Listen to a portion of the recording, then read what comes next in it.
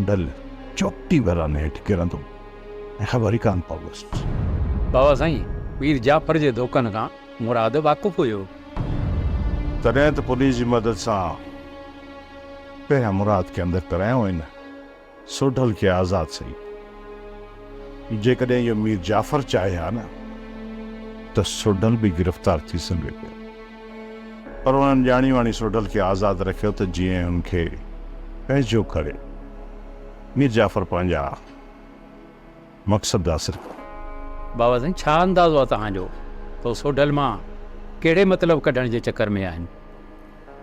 जेको मुंहिंजो अंदाज़ो आहे त मीर जाफ़र मुराद ऐं सोढल जे विच में नफ़रत जो ॿिज छटणु चाहे थो ऐं हिन जो फ़ाइदो वठी ॿिन्हिनि सौटनि खे पाण में विहारणु चाहे थो।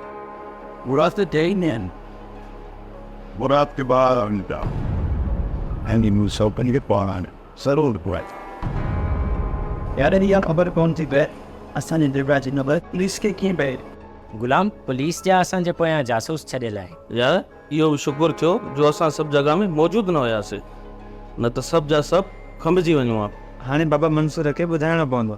पोइ गुलाम ॻाल्हि कयूं बाबा ॾे? न बाबा जी सख़्ती सां मना थियल आहे त मूंखे कॾहिं बि कॉल न कंदा कयो। थी सघे थो त बाबा मंसूर जी कॉल ट्रेस कंदा हुजनि।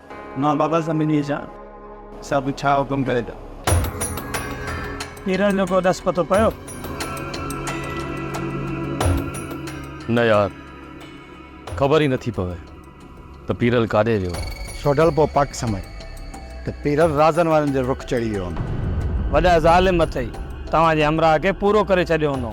सुभाणे फ़ैसिलो आहे ऐं सुभाणे उते उहा बि ख़बर पइजी वेंदी त पीरल खे अगवा कंहिं कयो।